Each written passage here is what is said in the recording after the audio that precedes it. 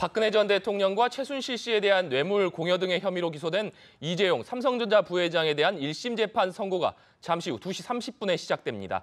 세기의 재판으로 불린 만큼 국내외에 이목이 쏠려 있습니다. 네, 어떤 결과가 나오든 상당한 파장이 예상되고 있습니다. 지금 이 시간 김형주 전 민주당 의원, 장성호 건국대 행정대학원 원장, 그리고 손수호 변호사, 곽수종 경제학 박사 네 분 모시고 관련 내용 자세히 살펴보도록 하겠습니다. 어서 오십시오. 어서 오십시오. 네, 안녕하세요. 네. 지금 30분이 지나서 재판이 시작이 됐습니다. 재판부가 입장을 했고 피고인들이 모두 자리에 착석했다고 하는데 저희가 지금 재판장 내부의 모습을 좀 CG로 준비를 해봤습니다. 김진동 부장판사가 가운데 앉아 있고 그리고 검사석에 양재식 특검보가 출석을 했고 그리고 그 맞은편 쪽에 피고인석에 이재용, 박상진, 최지성, 장충기 그리고 황성수 이렇게 총 5명의 피고인이 자리에 착석을 했습니다. 네, 재판부가 이재용 부회장의 공소사실 요지를 설명하기 시작했다 이런 속보가 들어와 있는데요. 다시 한번 손 변호사님, 지금 이 내부를 상황을 지켜볼 수 없기 때문에 지금 상황이 어떤 상황인지 그리고 어떻게 진행되는지 다시 한 번만 짧게 설명 부탁드리겠습니다. 네, 오늘 판결 선고 기일입니다. 오늘은 판결을 선고만 하는 그런 재판인데요. 재판관들이 법관들이 입정하기 전에 이미 다 피고인들과 방청객들이 착석해 있는 상태였고요. 그래서 이제 재판부가 이제 입장을 합니다. 판사 3명이 입장을 하고요. 그 후에 각자 피고인들에 대해서 특검이 이제 공소사실의 요지를 이제 이야기를 하고요. 예. 여기에 그 절차가 끝나면은 이제 판결을 선고하게 되는데요. 현행 규정에 따르면은 판결은 법관이 주문을 낭독합니다. 그리고 또 판결 이유의 요지를 설명하게 됩니다. 그런데 이 순서가 어떤 것이 먼저냐라고 하는 그런 규정을 찾기 어렵거든요. 네. 그런데 지난번 헌법재판소의 그런 관련된 그런 파면 결정 선고 때와 마찬가지로 먼저 주문을 낭독하면은요. 주문이라는 게 결론이기 때문에 무죄라면 무죄로 끝나고요. 유죄라고 한다면 형량까지 이제 이야기를 하게 됩니다. 만약 그렇게 먼저 했을 경우에는 그 후에 판결 이유의 요지를 설명해야 되는데 여러 가지 혼란과 소동이 일어날 수가 있습니다. 그러다 보니까 결론, 즉 주문의 낭독을 가장 뒤로 배치하지 않겠느냐라고 하는 그런 짐작이 들고요. 하지만 실제로 오늘 어떤 형식으로, 어떤 절차로 이루어질지는 좀 현장에 있었으면은 좀 궁금증이 더 날 텐데 이제 외부에 있으니까 좀 답답하긴 합니다. 지금 법원이 이재용 부회장이 박근혜 전 대통령 독대에서 명시적인 청탁을 했다고 볼 수 없다. 또 이재용 부회장이 청와대 참모에 부탁했다고 보기 어렵다. 또 삼성 합병 청탁과 관련해서 박 전 대통령에게 전달됐다고 볼 수 없다. 법원이 이재용 부회장이 부정한 청탁을 인정할 수 없다. 이런 지금 내용들이 전해지고 있는데 변호사님, 이거 어떤 의미로 해석해야 될까요? 네, 부정한 청탁이 굉장히 중요한데요. 왜냐하면 제3자 뇌물 관련돼서 범죄 성립 요건이기 때문입니다. 즉 433억 원의 뇌물을 공여했거나 약속했거나 또는 공여 의사를 표했다고 지금 검찰이 기소했는데요. 그런데 이 뇌물도 두 가지로 나눠봐야 됩니다. 지금 하나가 아니고요. 첫 번째로는 정유라 씨에게 승마 지원을 했던 것은 그냥 일반 뇌물입니다. 뇌물 공여입니다. 그런데 그와 달리 미르재단이나 K스포츠재단에 출연하는 것은 이제 제3자 뇌물 제공이거든요. 그래서 나눠봐야 되고요. 그런데 제3자 뇌물 제공의 경우에는 추가적으로 부정한 청탁이 있어야만 합니다. 그리고 독대 자리에서 부정한 청탁을 했다는 게 특검의 이제 공소사실이었는데, 하지만 이번에 법원에서 이재용 부회장이 이런 부정한 청탁을 하지 않았다라고 본다면은 제3자 뇌물 제공 관련해서는 범죄 사실이 이제 충족하지 않는 것이거든요. 따라서 그 부분에 대해서는 무죄 판결을 선고할 것이 아닌가 이렇게 예상이 되고, 하지만 그렇다 하더라도 또 다른 부분, 즉 정유라 씨의 승마 지원은 제3자 뇌물 제공이 아니라 이른바 경제 공동체인 최순실 씨 측에게 직접 준 것이고, 그게 바로 박근혜 전 대통령이 직접 받은 것이다라고 하는 법리 구성을 특검이 했기 때문에 여기에 대한 그런 법원의 판단은 조금 더 기다려봐야 될 것 같습니다. 네, 재판이 1시간 반에서 2시간가량 선고가 걸릴 것이다 이런 전망들이 나오고 있기 때문에 이 법원에서 나오는 소식들은 계속해서 저희가 전달해 드리도록 하겠고요. 역시 이 시청자 여러분들께서도 조금 답답하실 수 있는 부분이 이번 이재용 부회장 선고 결과가 생중계될 것이냐, 이 부분이 큰 관심이지 않았습니까? 실제로 이 방청객을 추첨하는 데도 굉장히 뜨거운 열기가 보였고요.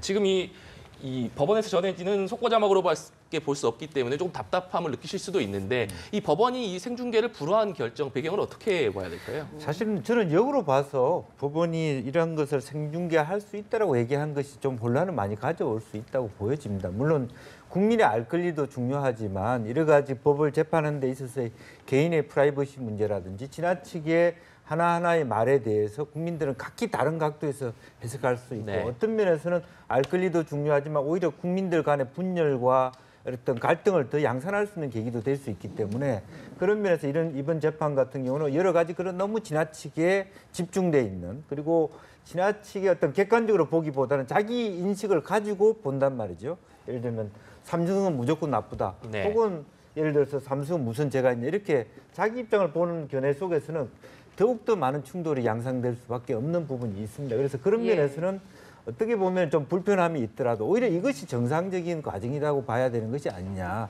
지나치게 재판부가 모든 것을 열어놓겠다고 하는 판단도 좀 더 신중해야 된다. 저는 보수적으로 가는 것은 좀 맞다라고 생각되고요.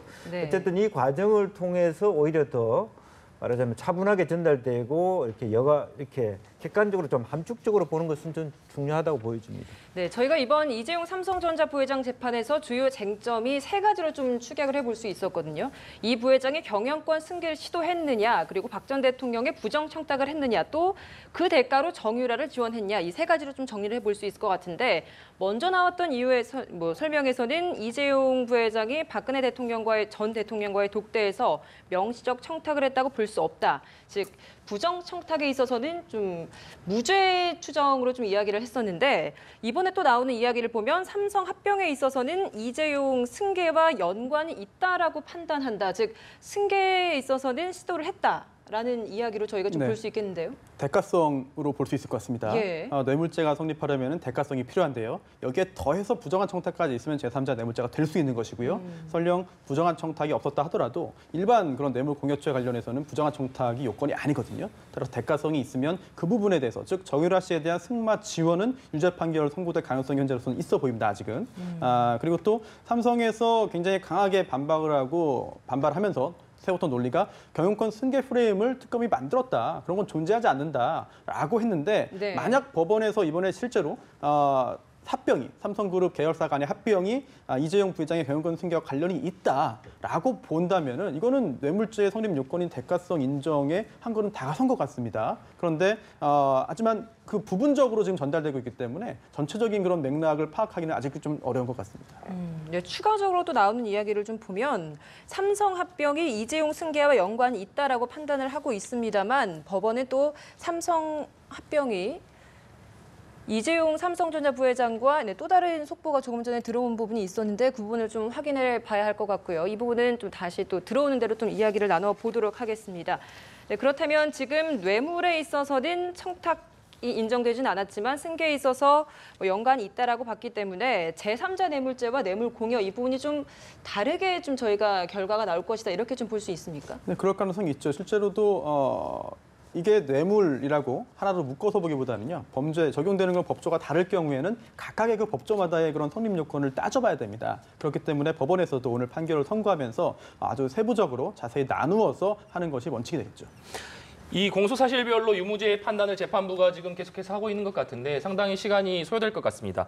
그런데 워낙 이때 일단 양측 그러니까 삼성 측 변호인단과 또 박영수 특검팀 간의 이 법리 공방이 워낙 팽팽하기 때문에 오늘 어떠한 결론이 나오더라도 결국에는 이번 1심 선고로 끝나지 않을 것이다 이런 관측들이 많거든요, 박사님. 아마 그렇지 않겠습니까? 근데 이제 그 말씀에 조금 생각을 더하기 전에 조금 전에 이제 그 승계 문제를 말씀하셔서 원래대로 만약에 세금을 상속세라든지 모든 것을 제대로 다 내고 삼성을 승계받는 게 정상이겠죠. 예를 들면 신세계 가문회 같은 경우에는 아마 세금을 다 내고 상속세를 다 내고 아마 승계를 한 걸로 제가 알고 있습니다. 삼성 같은 경우에도 모든 내용을 다 승계를 하고 상속세를 내고 승계를 하는 모습을 보이는 것이 앞으로 우리나라 모든 기업 활동을 하신 분들에게 상당히 롤 모델로 자리 잡지 않겠습니까? 그게 현대 LG를 비롯한 대한민국 모든 업체들에게 필요한 사항이라고 봅니다. 그런데 김상조 공정거래위원장이 위원장 되시기 전에 무슨 말씀을 하냐면 중간 단계의 금융지주사를 만들겠다라는 말씀을 하셨습니다. 지금은 철회했습니다. 왜냐하면 금융기업과 산업기업군을 다 같이 대기업군으로 건드리고 있기 때문에 이거를 승계하거나 분리하는 데 있어서 이게 선행되지 않으면 도대체 이게 자금이 어떤 순환 출자 구조를 가지고 있는지 2호선이 어떻게 지금 계속 돌고 있는지를 알 수가 없다는 거거든요. 그래서 우리가 지금 한국 경제가 당면하고 있는 여러 가지 문제점이 있습니다만 내부적으로 우리가 해결될 문제 중에 하나가 뭐냐면 이 대기업의 승계 구조 문제를 앞으로 어떻게 처리할 것이냐에 대한 국민적 공감대도 한번 고민해 봐야 될 문제가 있습니다. 김윤상 정부 때 차명계좌, 실명제를 하면서 차명계좌를 다 없애버렸죠. 상당히 혼란이 있었습니다만 지금은 상당히 효과를 내고 있을 거라고 저는 생각이 들고요. 김영란법도 마찬가지입니다. 많은 분들이 불편한 측면도 없지 않아 있지만 이것이 10년, 20년이 지나고 나면 대한민국이 그만큼 깨끗한 경제가 되고 투명한 경제가 될 것이죠. 그래서 지금 이참에 삼성을 비롯한 모든 대기업군이 이런 문제들을 한번 승계 문제를 한번 고민해 보는 게 중요하다는 생각을 했고요. 그 방금 말씀하신 이제 그 내용, 네. 그 문제는 저는 그렇게 봅니다. 이게 어떤 식으로 구성이 될지는 잘 모르겠지만 한국 경제에 있어서 가장 중요한 문제가 결국은 이 새로운 산업 구조로 변화시키는 그런 전환기에 있다라고 저는 생각이 들거든요. 그 과정 속에서 우리가 짊어져야 될 여러 가지 또 풀어야 될 문제점들을 이제는 좀 더 다른 각도에서도 볼 줄도 알아야 된다. 이제는 3D, 4D 차원에서 이 문제를 한번 들여다볼 시점이 되었다. 그래서 대통령께서 대통령을 만났는데 예를 들어서 손 변호사께서 잘 아시겠지만 이재용 부회장이 저 승계 문제가 있습니다. 해결 좀 해주십시오. 그럼 대통령께서 전화기를 들고 문영포 국민연금 이사장이십니까? 이 문제 해결해 달라고 하니 제가 방금 부탁을 받았습니다. 해결해 주세요. 그래서 갖고 있는 지분을 가지고 삼성 쪽에 찬성하는 표를 던져주세요. 라고 한 증거가 명확히 있다면은 이거는 뭐 어떻게 부정할 수 없는 거죠. 근데 그런 증거가 있냐 없냐는 걸 제가 법적으로 말씀을 드리는 겁니다. 만약에 제가 생각할 때는 이렇게 얘기했을 수 있어요. 그러니까 대통령께서 정말 우리나라 미래 스포츠 활성화를 위해서 또 K-팝이라든지 한류 지원을 위해서 삼성이 좀 통큰 지원을 해달라 우리 재단에 열심히 하겠습니다. 그 말로서 모든 것이 말하자면 직접적으로 제가 승계 받아야 되는데요. 도와주십시오. 얘기를 하지 않아도 맥락 속에서 이것이 무엇을 주고받는지를 알 수 있다. 법리적으로는 아무런 얘기를 한 적이 없어요.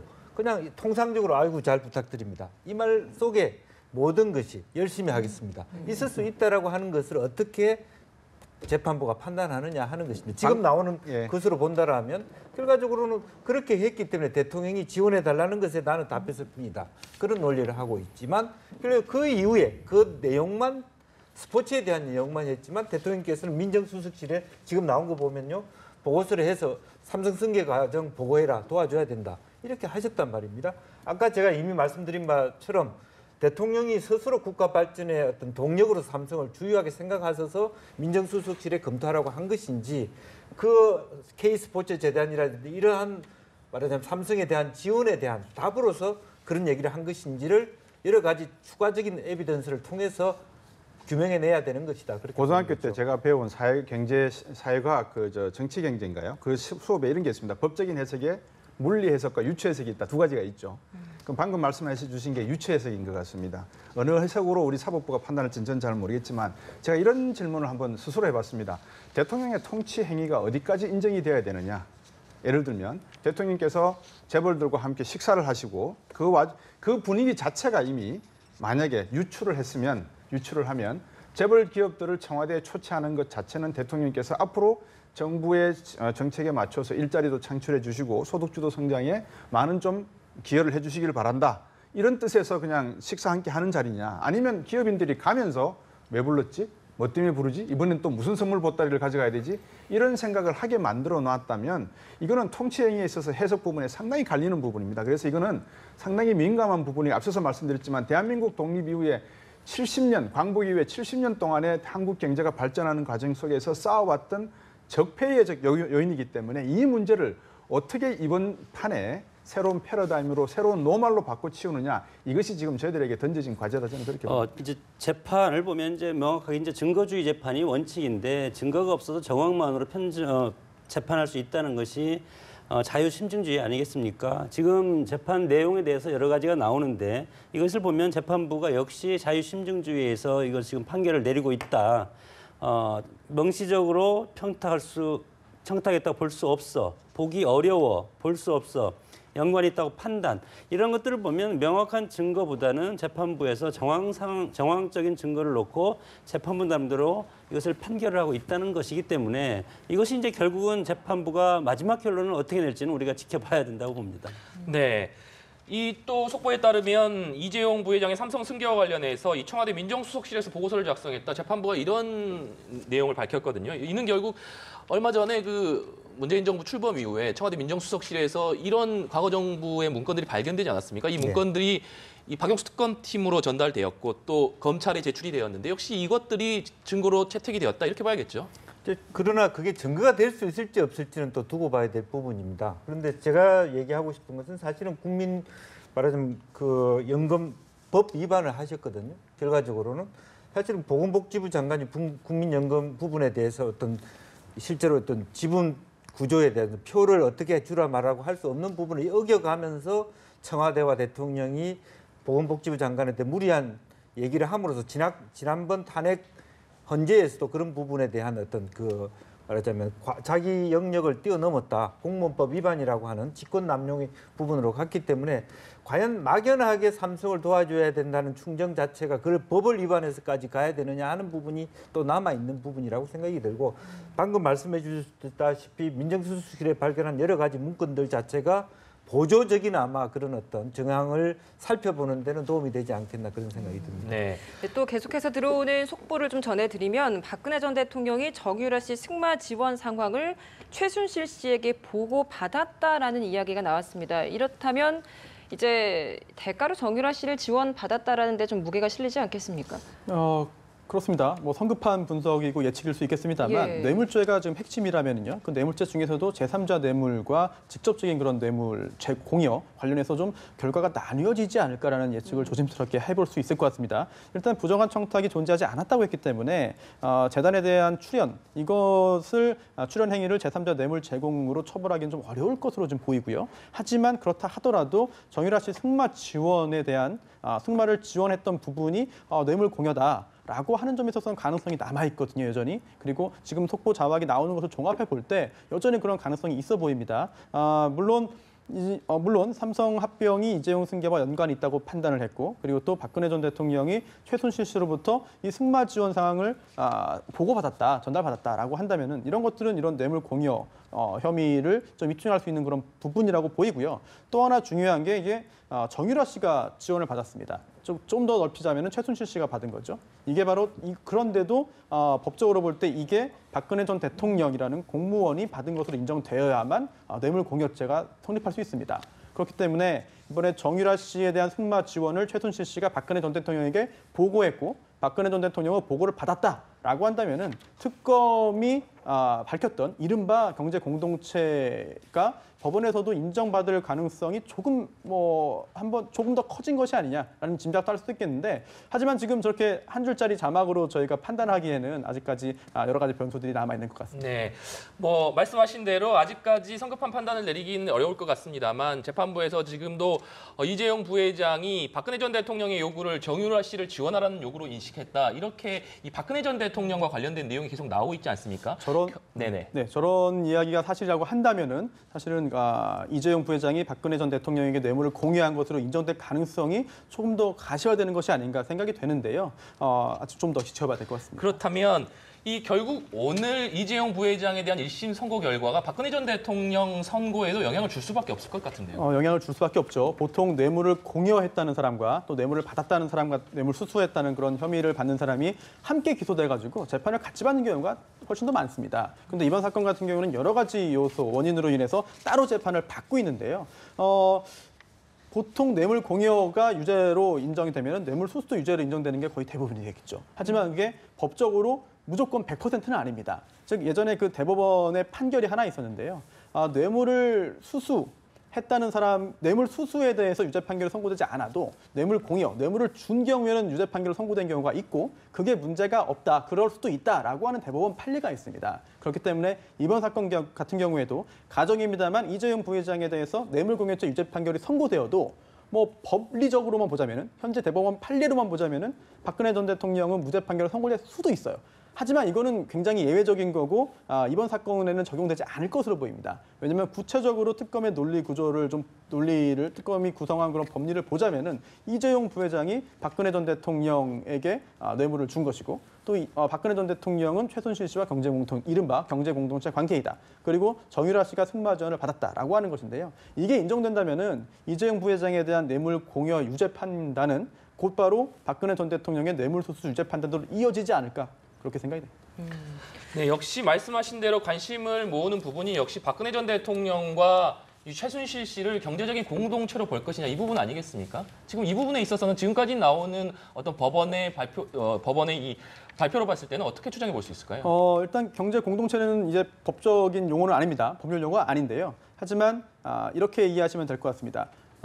배우자 간에 이제 부부가 있습니다. 그런데 남편만 공무원이에요. 그런데 아내가 금품을 받았습니다. 이런 경우에 사실 남편은 받지 않았거든요. 그렇다 하더라도 경제적으로 이익을 공유하는 관계이기 때문에 공무원이 받은 것으로 인정돼서 뇌물수수, 뇌물공여죄가 인정되는 경우가 있습니다. 근데 이런 범위는 보통 이제 아주 가까운 가족이나 친족 같은 경우로 한정이 되죠, 그동안은. 그런데 이런 범위를 좀 넓혀서 최순실 씨와 박근혜 전 대통령은 혈연 관계도 아니고요. 그리고 또 뭐 얼핏 봐가지고는 아무런 관계가 없는 사람인 것 같은데 그들의 관계를 이렇게 부부 정도와 마찬가지로 경제 공동체로 보아서 뇌물 수수와 뇌물 공여 유죄 판결을 받아내야 했기 때문에 특검 입장에서 굉장히 어려운 과정에 있었고요. 만약에 오늘 그러한 것을 인정돼서 그런 게 인정돼서 이재용 부회장 뇌물 공여죄 유죄 판단이 나온다면은 뭐 얼마 남지 않은 것으로 보이는 박근혜 전 대통령, 최순실 씨에 대한 그런 선고에 있어서도 유사한 결과가 나올 것으로 누구나 예측할 수 있겠죠. 네, 지금 좀 중요한 결과들이 나오고 있는 것 같습니다. 이재용 부회장이 박근혜 대통령에게 암묵적으로 청탁을 한 사실이 인정됐습니다. 또 승마 지원에 관여했다라고 볼 수 있다라고 판단을 내렸고요. 정유라 승마 지원에 이재용 삼성전자 부회장이 포괄적으로 지시를 했다. 또 법원은 이재용 삼성전자 승계 작업에 있어서 박근혜 전 대통령의 도움을 기대하고 뇌물을 제공했을 것이다. 좀 이런 내용을 이야기를 하고 있거든요. 이 네. 말은 지금 뇌물죄가 인정이 된다라는 이야기인 거거든요. 그럴 가능성이 점점 더 높아지는데요. 예. 일단 아까 부정한 청탁이 존재하지 않기 때문에 제3자 뇌물 제공도 아니다라고 제가 말씀을 드렸는데 제가 그런 말씀을 드리면서 한 말씀을 덧붙일까 하다가 만 게 있습니다. 예. 아까 자막에 이게 있었어요. 명시적 청탁했다고 볼 수 없다.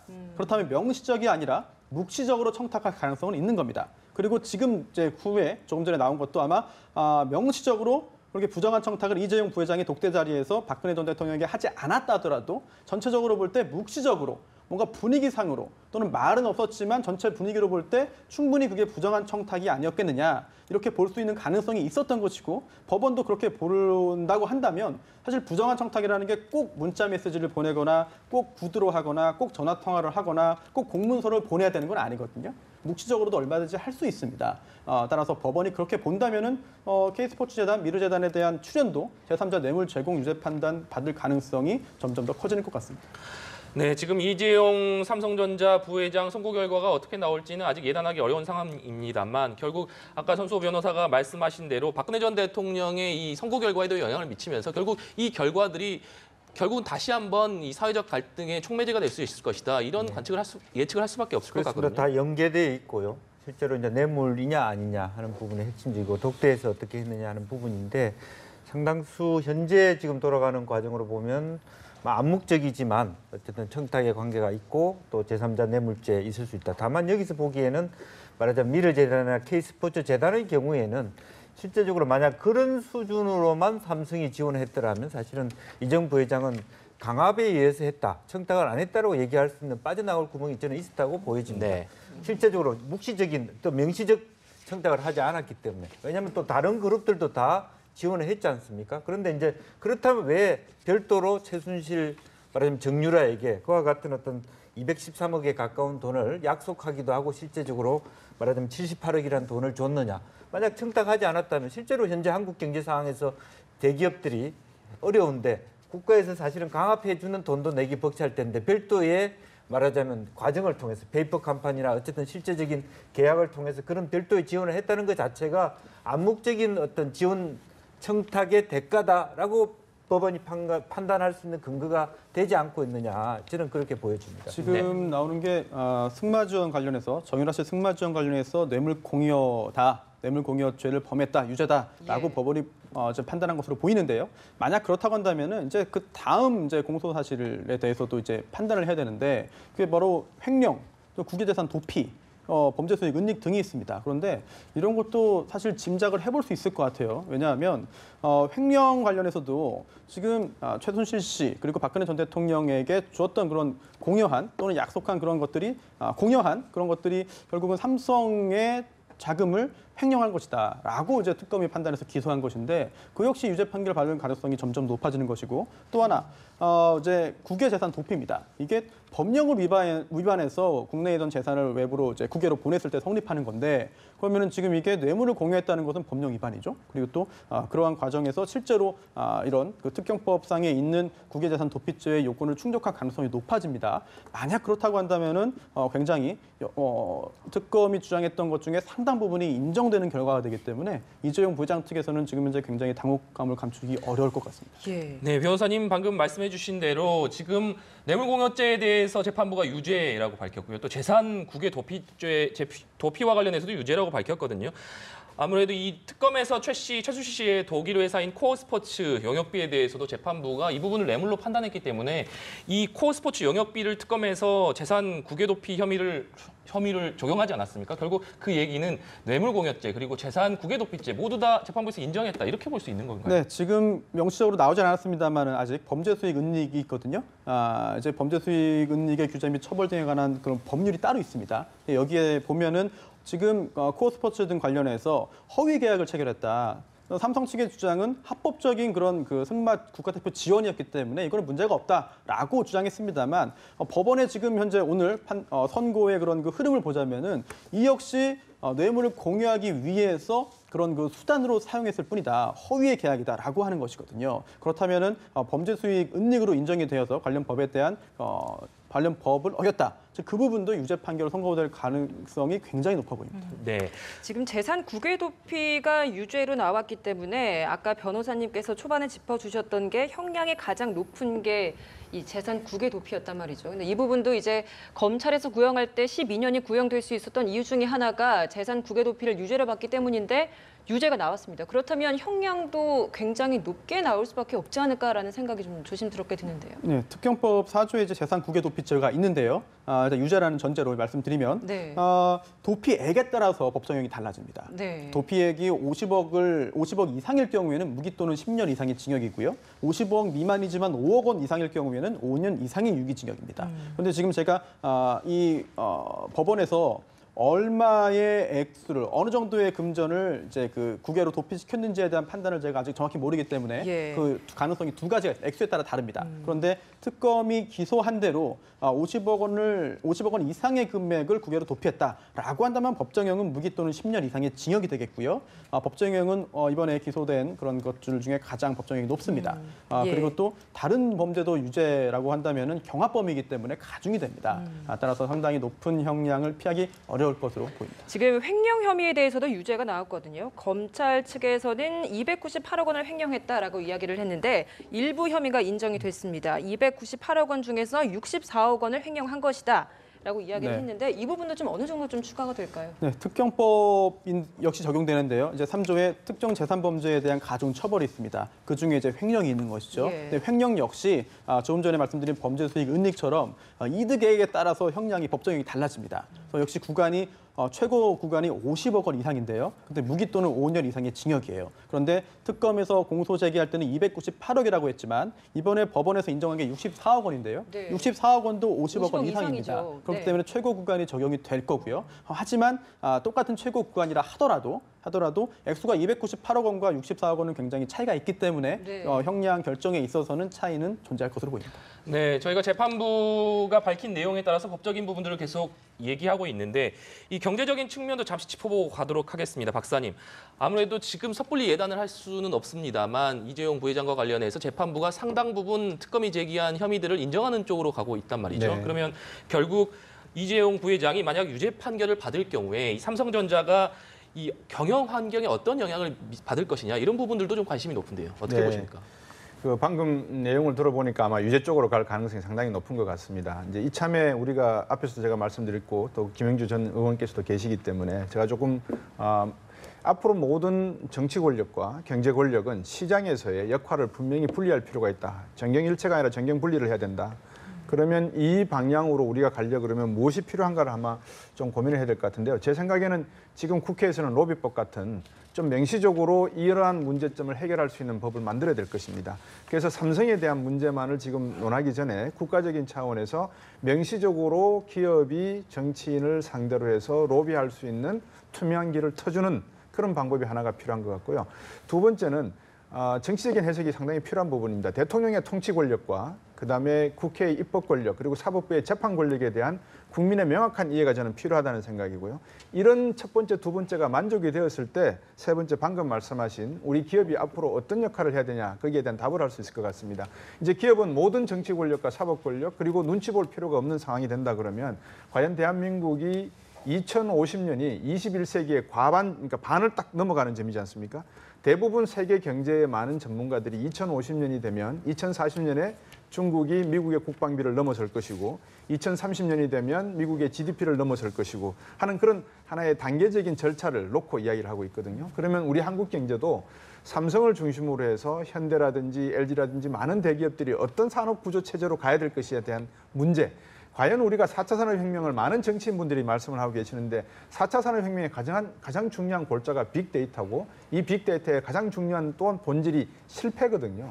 실패가 용인되지 않으면 빅데이터를 모을 필요가 없습니다. 그리고 이 빅데이터를 모을 수 있는 플랫폼이 없다는 이런 내용도 뭐 긴 이야기입니다만 짧게 말씀을 드려서 우리가 지금 이야기하고 있는 이 산업 구조는 지금까지 제조업 중심의 수출 경제에서 완전히 탈피하는 그런 모습으로 가야 될 수밖에 없다는 거죠. 그러면 정부가 삼성이 지은 어떤 불법적인 행태 이 부분에 대한 단죄는 하되 반드시 퇴로는 열어놔줘야 된다. 앞으로 기업들이 어떤 방향으로 상속을 하고 자금 순환 출자 문제를 해결을 하고 금상분리를 할 것인지 그리고 어떻게 로비를 해서 자기의 정당한 권리를 정부에다가 정치 권력에 요구를 해야 될지 이 문제는 반드시 이번 기회에 한 번은 동시다발적으로 전방위적으로 고민해야 될 것 같습니다. 네, 지금 재판부가 이재용 부회장의 범죄 수익 은닉 혐의에 대해서도 유죄로 판단을 했다는 소식이 들어와 있습니다.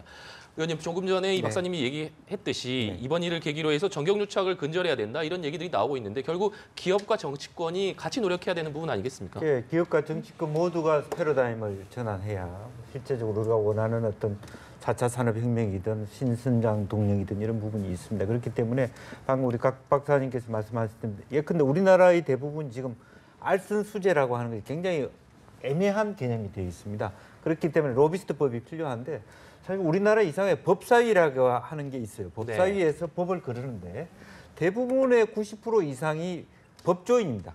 그래서 왜 문제가 되냐면 로비스트는 반드시 변호사여야 된다. 우리 변호사님 계십니다만 이제 그런 쟁론을 하다 보니까 좀 미국과 달리 좀 유연한 다양한 형태의 로비가 합법화될 수 있는 경로가 굉장히 장기간 동안 지체되고 있거든요. 이제 그런 부분에 대해서 새롭게 봐야 되고 지금 4차 산업혁명, 핀테크 여러 가지 이야기를 하고 있습니다만은 최근에 본 언론에서도 은산 분리가 아니라 이렇게 실제적으로 말하자면 새롭게 이렇게 그 길을 터줘야 되거든요. 이제 그런 면에서 이참에 조금 더 그런 과거의 패러다임으로 보면 산업자본과 금융자본을 철저하게 격리시켰다면 이제는 그것도 같이 뭉쳐볼 수 있는 정치권의 새로운 어떤 문제의식이 필요한 거 아닌가 저도 그렇게 동의를 하고 있습니다. 결국은 이제 우리가 정치 민주화는 이루어지만 경제 민주화는 아직도 요원한 것이 지금 우리가 현장에서 지금 보고 있는 이런 부분 아니겠습니까?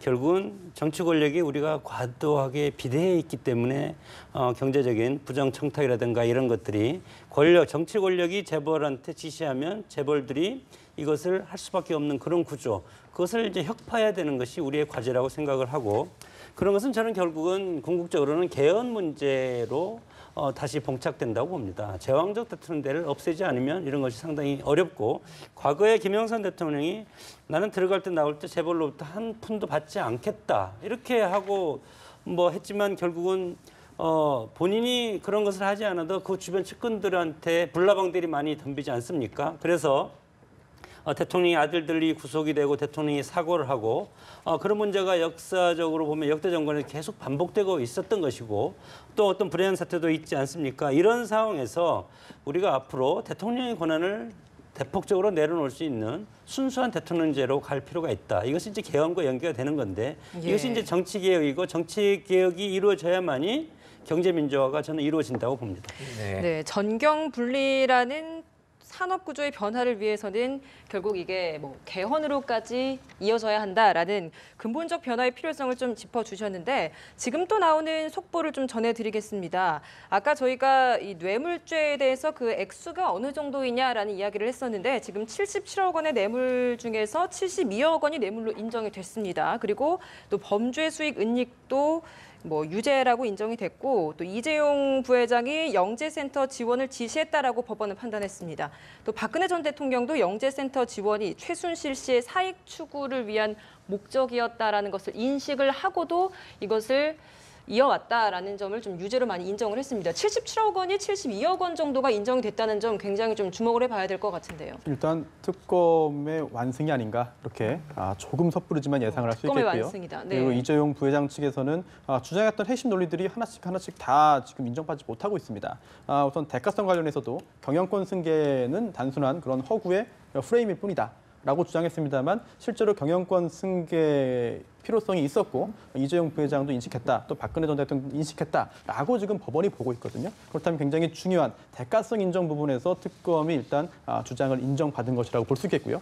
또한 부정한 청탁도 명시적으로는 없었을지 모르겠으나 일단은 묵시적으로라도 부정한 청탁이 있었다라는 점 역시 이재용 부회장 측의 주장이 아닌 특검 추진의 주장에 손을 들어준 것으로 봅니다. 그리고 또 기타 여러 가지 범죄 혐의에 대해서 다 유죄 판결을 지금 유죄 판단을 좀 내리고 있는 것으로 보이는데요. 이재용 부회장 측에 물론 항소를 하겠습니다만 예. 1심 결과에 대해서 이게 판결문을 물론 받아봐야겠습니다만 고민이 좀 깊어질 것 같습니다. 그리고 77억 원 중에 72억 원이 이제 뇌물로 인정됐다라고 하고 있는데요. 이 부분은 한번 박근혜 전 대통령 사건으로 한번 넘어가 볼 필요가 있을 것 같아요. 박근혜 지금 분위기라고 한다면 물론 재판부가 다르기 때문에 다른 결론이 나올 수도 있습니다. 박근혜 전 대통령은 뇌물을 받은 것이 아니다라는 판단이 나올 수도 있습니다. 하지만 법원 차원에서 다른 재판부가 내린 판단 이렇게 중요한 사건에서 그와 상응하는 그와 보조를 맞춘 판단이 나올 가능성이 매우 높다고 한다면 박근혜 전 대통령의 경우에 뇌물을 얼마나 받았느냐, 뇌물을 받은 액수가 얼마나에 따라서 법정형이 달라질 수가 있거든요. 그런데 일단 삼성 승마주원 72억 원이 뇌물로 인정된다면은 벌써 이것만 해도 50억 원을 넘습니다. 예.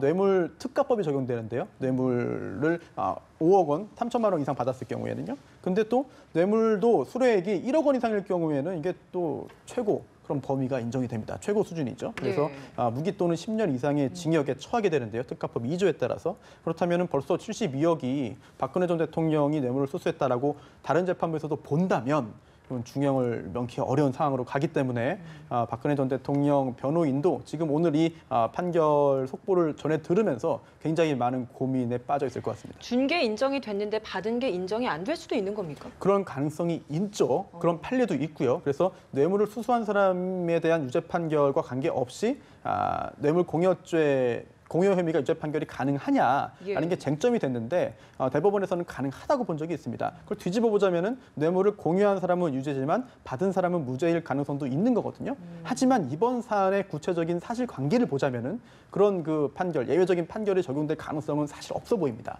그렇다면 이번 이재용 부회장의 뇌물 공여 유죄 판결은 곧바로 최순실 씨 등의 최순실 씨와 박근혜 전 대통령의 뇌물 수수, 또 제3자 뇌물 수수 유죄 판결로 보셔도 큰 이상이 없을 것 같습니다. 네, 교수님, 방금 이 변호사님께서 얘기를 해주셨지만 이 재판부에서 이 박근혜 전 대통령이 한국 동계스포츠 영재센터 지원을 하는 것을 최순실 씨의 사익을 추구한다는 목적을 인식하고 있었다, 이렇게 밝히지 않았습니까? 결국 이 이재용 삼성전자 부회장, 그러니까 삼성에서 영재센터를 지원하는 것이 최순실 씨의 사익이다라는 점을 박근혜 전 대통령이 인식하고 있었다는 얘기인데, 그렇다면 이 부분은 역시 박근혜 전 대통령 재판에도 큰 영향을 줄 수밖에 없을 것 같습니다. 사익을 추구했다는 것이 이제 재판부의 판단이면 박근혜, 최순실 경제 공동체가 입증됐다는 것 아니겠습니까? 이것은 다른 말로 하면 직접 뇌물죄가 성립이 된다고 이제 봐야 되는데 이 부분이 저는 박근혜 전 대통령 재판에 가장 큰 영향을 끼칠 부분이라고 봅니다. 그래서 특검에서 애초에 수사 개시 23일 만에 이재용 부회장을 소환해서 조사를 해서 오늘 이제 재판부에서 판결을 하는데 결국은 이 직접 뇌물죄가 훨씬 더 중요한 것 아니겠습니까? 제3자 뇌물죄보다도. 그래서 지금 최순실과 박근혜의 어떤 경제공동체 이것이 일정 부분 판결로서 지금 나타나고 있기 때문에 이 부분은 어떻게 보면 뇌물죄, 직접 뇌물죄 부분에 상당히 큰 영향을 끼칠 가능성이 있다고 봅니다. 네. 또 들어오는 내용이 이재용 삼성전자 부회장 재단 출연 요구 몰랐다라고 했던 국회에서의 증언이 위증 혐의 유죄로 인정이 됐습니다. 지금 5가지 혐의가 총 있었거든요. 5가지 혐의를 좀 보면 뇌물 공여, 횡령, 재산 국외 도피, 범죄 수익 은닉, 위증 이 5가지 혐의였는데 5가지 모두가 지금 유죄가 판결이 났습니다. 이렇다면 지금 형량도 이제 그 금액도 굉장히 높게 측정이 다 인정이 됐거든요. 이렇다면 검찰의 구형은 12년형과 거의 유사하게 판결이 나지 않을까라는 예측도 좀 하게 됩니다. 그럴 가능성도 있어 보이고요. 예. 이제 마지막 남았던 그런 국회에서의 증언 감정에 관한 법률 위반, 즉 위증이죠. 국회에서 했던 위증도 인정이 된다면 특검이 주장했던 게 사실상 거의 다 인정이 된 겁니다. 네. 좀 반대로 보자면 이재용 부회장 측의 방어 논리가 전부 다 허물어졌다는 얘기거든요. 물론 뭐 많은 사람들이 예상을 했습니다. 이게 전부 다 상당 부분 유죄가 되거나 아니면 무죄가 되거나 둘 중에 하나다라고 예상했는데 그런 예측대로 지금 흘러가고 있는 것 같습니다. 그리고 또 하나 좀 말씀드리고 싶은 게 이제 국회에서의 그 위증 관련된 부분을 제외하고요. 나머지 4개 혐의에 대해서는 최재성 전 실장 등 비롯해서 삼성의 전직 임원들도 함께 기소가 됐습니다. 예. 그렇다면 지금 이제 이재용 부회장에 대한 그런 주문 낭독이 끝나고 나면은 다른 피고인에 대해서도 이제 이야기가 나올 것 같은데요. 다른 피고인들에 대한 그런 그 법원의 판단도 좀 궁금해지는 상황인 것 같습니다. 네. 또 재판부가 이 미르와 K스포츠 재단이 최순실 씨의 이익을 추구하는 수단이었고 박근혜 전 대통령도 관여했다 이렇게 밝혔습니다. 결국 이 미르와 K스포츠 재단이 결국 최순실 씨 국정농단 사태가 드러나게 된 계기 아니었습니까? 네. 그리고 이 박근혜 전 대통령이 이 미르와 K스포츠 재단과 관련해서 이 최순실 씨의 사익을 추구하는 목적을 재판부가 알았다고 직접적으로 밝힌 것, 이 부분도 큰 의미가 있을 것 같은데요. 결과적으로는 그 자체의 성격이 또 문화부 혹은 문화계 블랙리스트까지 폭넓게 가는, 또 시기적으로 보면 실제적으로 보면 그 최순실 씨가 청와대로 왔다 갔다 하는, 실제로 청와대 경호실장을 교체하는 2014년 전후부터 정폭되어 오는 과정이거든요. 그래서 문화부 장관의 말하자면 예비 장관을 어떤 비서실장한테 만나게 하고 이런 일련의 과정들이 다 이와 같이 맞물려 들어갔다라고 보여지는데, 최종적으로 뭐 말하자면 법원이 실제적으로 이것을 경제 공동체로 볼 것이냐 안 볼 것이냐는 또 다른 쟁론의 여지가 있을 것 같습니다만, 어쨌든 최순실의 이익 추구 수단에 대하여 박근혜 전 대통령이 관여했다고 보는 부분은 굉장히 의미 있는 판단 같습니다. 네. 지금 경제 공동체 관련해서 뭐 법률 용어가 아닙니다만 네. 편의상 그런 용어를 쓰면은요. 네. 특검이 한 차례 활용했던 그런 경제 공동체 논리가 이번 판결에서 인정이 된 겁니다. 왜냐하면 뇌물을 받을 수 있는 것은, 돈을 받았을 때 뇌물죄가 인정되는 것은 공무원 또는 중재인입니다. 원칙적으로. 그런데 최순실 씨는 공무원이 아니죠. 중재인도 아니고요. 그런데도 최순실 씨가 받은 돈, 즉 최순실 씨가 정유라 씨의 승마 지원 명목으로 받은 돈들이 결국은 뇌물이다라고 한다면 그건 곧 박근혜 전 대통령, 당시 공무원이었던 박근혜 전 대통령이 받은 것으로 인정을 한 겁니다. 그렇다면은 박근혜 전 대통령과 최순실 씨 사이의 관계가 그냥 평범한 남남이 아니라 이른바 경제 공동체라고 볼 수밖에 없거든요. 그런 것이 이번에 뒤집어서 법원 판단을 통해서 확인된 것이라고 볼 수 있죠. 네, 지금 곽 박사님께서 계속해서 이제 정경유착에 대한 고리를 끊어야 된다, 좀 거시적인 문제에 대해서 지적을 해주셨었는데, 법원의 판단에서도 지금 그 부분이 나왔습니다. 정치 권력과 자본 권력의 부도덕한 밀착이 본질이다. 이것 때문에 지금 신뢰감 상실이 어려운 상황이다라는 이야기를 좀 지적을 해줬거든요. 네. 법원도 이 부분을 좀 큰 문제로 보고 있는 것 같습니다. 참 뭐 바람직한 어떤 내용인 것 같은데요. 앞에서 우리 장성호 교수님께서도 지적하셨습니다. 사실은 정치민주화는 됐다라고 하시는데 저는 정치민주화가 안 됐다라고 보는 사람 중에 한 사람입니다. 네. 왜냐하면 이승만 대통령 당시에 독재 권력을 했고 박정희 정부의 독재 권력을 했고 그 뒤에 이런 정치적 유산이 계속해서 내마주 오기 때문에 정경 분리가 사실은 어려웠다라고 보여지고 지금도 어렵다라고 저는 보고 있습니다. 그런 의미에서 정치민주화가 아직 안 돼 있고 더군다나 거기 밑에 있는 경제 민주화도 아직 이루어지지 않고 있다는 점인 것 같고요. 거시적인 점이라고 지적을 하셨지만 어떻게 보면은 본질이라고 해야 되겠죠. 그쵸, 예. 미국의 정치 역사, 경제 역사를 놓고 보면 이런 정경유착은 어디까지 있었냐 그러면 1900년도 초에 20세기 초에 듀퐁사를 중심으로 해서 쿠데타까지 모의를 한 내용이 있습니다. 그만큼 대기업이 마음만 먹으면은 미국의 정치판도까지 바꾸려고 하는 마음까지 먹었던 적이 있었거든요. 이런 것들이 미국 정치사, 경제사 속에서 다 나오는 얘기들입니다. 그만큼 이 정치와 경제는 상당히 유착관계에 있을 수밖에 없죠. 우리나라의 경제 발전 근대사를 놓고 보시면 아마 그 내용은 더 충분히 이해하실 수 있습니다. 중국의 예를 들어서 말씀을 드릴게요. 만약에 중국이 1978년도 시장 개방을 하고 난 다음에 시장에는 두 가지 환율 제도가 있었습니다. 시장 환율과 그다음 외국인들이 바꿀 수 있는 환율. 외국인 환율이 더 싸게 바꿀 수밖에 없었죠. 그러면 거기서 벌어들인 환율을 마음만 먹으면 정부의 고위 관료가 시장에 갖고 나가서 비싼 환율로 환치기를 할 수 있었겠죠. 그게 공산당 당원이라 그러면 과연 그 부정부패에서 사용됐던 돈들이 지금 시진핑 주석이 아무리 부정부패 척결을 한다 그래도 돈이 남아 없지 않겠습니까? 이제 그런 의미의 개도 과정에서 도산 과정에서 나올 수 있는 여러 가지 부정적인 문제, 불투명한 문제들이 지금 쌓이고 쌓였다는 것을 적폐라고 표현을 하고 있고요. 공동체라는 말은 뭐냐면 사회학 정의에 의해서 이해관계가 같은 사람들끼리 모여있는 사회를 공동체라고 합니다. 그냥 사회, 이거는 각자 다른 이해관계들이 모여있는 것을 사회라고 하기 때문에 경제사회가 아니고 최순실 씨와 박근혜 전 대통령이 경제공동체라고 한다는 것은 두 사람의 경제적 이해가 같다는 것이죠. 이거는 거기에는 우리나라 재벌과 모든 기업들이 포함되어 있다고 말씀을 드릴 수 있습니다. 예. 박근혜, 최순실은 정치고요. 여기는 경제. 그래서 그런 의미에서 조금 더 재판부에서 말씀하셨듯이 정치 민주화와 경제 민주화 이거는 따로 떨어져 있지 않고 같은 거기 때문에 이번에는 좀 제대로 해야 되겠다는 내용 같습니다. 네, 경제 이야기를 해서 좀 더 현실적인 우리가 체감할 수 있는 경제 부분에서도 좀 영향이 있을 것 같아서 질문을 드리는데 네. 이 주가가 굉장히 예민하게 움직이지 않겠습니까? 그쵸. 지금 이런 법원의 판단이 나오면서도 일부 주가는 굉장히 떨어지고 일부 주가는 굉장히 오를 것 같습니다. 또 삼성이 이번에 갤럭시 노트 8을 또 뉴욕에서 처음 출시를 했기 때문에 이 부분과 이번에 판단이 좀 어떻게 좀 엇갈려서 작용을 하게 될까요? 이미 서구의 많은 시장은 정경 분리의 시장이기 때문에 한국에서 어떤 재판 결과를 내놓다 하더라도 조금은 영향은 있겠지만 예. 삼성이 쌓아온 브랜드에는 조금은 타격은 있겠지만 아마 관심은 상당히 올라갈 거라고 보여집니다. 이제 과연 삼성이 지금 또 현대 기아차가 우리 사회에서 어떤 방식으로 이 문제를 풀어내야 하는가 그 문제가 아마 본질적인 문제 같은데요.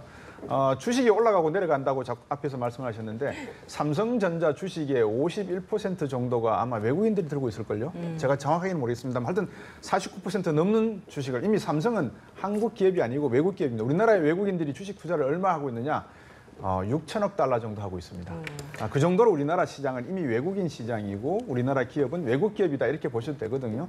주식이 올라가고 내려간다. 앞에서 제가 시스템 말씀을 드렸는데 예. 이미 세계 시장은 삼성이라고 하는 글로벌 기업의 이미지를 놓고 각인되어 있는 부분이 있기 때문에 정치적인 문제가 있다 하더라도 떼어놓을 것이다.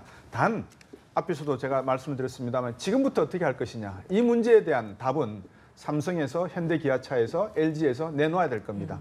롯데가 지금 중국에서 안고 있는 여러 가지 문제점, 국내에서 있는 문제점들을 놓고 볼 때도 이미 제조업의 경쟁력을 바탕으로 한 한국 경제 성장은 2.5%의 잠재 성장률 이상을 할 수 없다는 게 주어진 명제죠. 그러면 앞으로 우리가 2.5%가 작냐? 결코 작지 않습니다.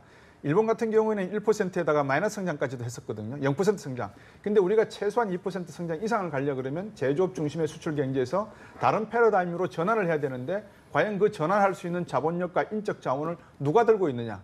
IBM처럼 만약에 미국이 깨었을 때 PC 시대가 돌아왔으니까 IBM을 분산시키고 마이크로소프트를 분리하려고 노력해 봤을 때 결국 미국도 해결하지 못한 문제를 한국이 이제는 해결해야 되는 그런 과제가 안겨져 있기 때문에 이거는 국가 경제 전체에 아마 국민들께서도 고민하셔야 될 그런 문제인 것 같습니다. 네. 여기서 이제 우리가 이제 정치와 경제를 이제 분리하자 이런 것은 이제 조금 이제 오해할 소지가 상당히 있습니다. 결국은 정치의 목적이 국민들을 잘 먹고 잘 살게 하고 국가가 부흥하고 거기에는 경제적인 것이 바탕이 돼야만이 정치가 있는 것 아니겠습니까? 정치와 경제가 저는 따로 갈 수는 없다고 봅니다. 가장 전쟁을 하더라도 마찬가지로 전쟁도 왜 합니까? 경제적인 목적 때문에 하는 것이 대부분이지 않습니까? 이념적인 것보다는 제국주의 전쟁도 일어나는 것이 결국은 식민지 쟁탈제 때문에 전쟁이 일어났고 이런 상황에서 지금 우리가 지금 재판부에서도 정치 권력과 경제 권력에 대한 유착 이런 것이 얘기하는 것은 민주주의 시스템으로 가야 된다는 것입니다. 우리가 민주주의 시스템은 자율성이지 어떤 간섭을 하지 않고 왜곡하지 않고 이런 모습으로 자율 생태계적인 그런 시스템으로 가야 된다. 이런 것들. 저는 장 교수님 말씀에 200% 공감합니다. 그래서 아까 개헌 말씀을 하셨는데 정말 이 정부 들어서서는 개헌을 한번 신중하게 고민해 보셨으면 합니다. 왜냐하면 정치 민주화가 상당히 어려운 상황.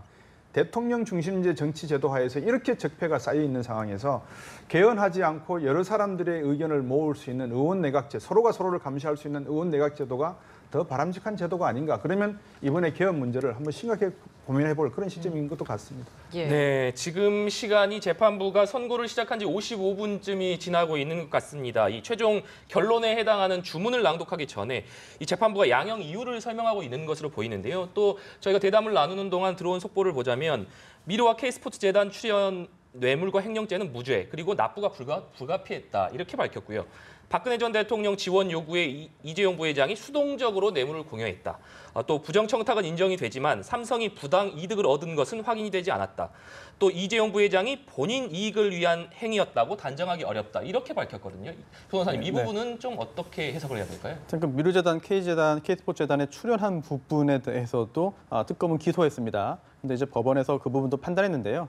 영재센터 지원한 것은 이제 뇌물 공여로 인정이 됐고, 또 승마 지원 관련돼서도 상당 부분이 뇌물로 인정됐습니다. 하지만 재단 출연했던 부분은 이건 뇌물 공여가 아니다, 횡령도 아니다라고 본 것인데요.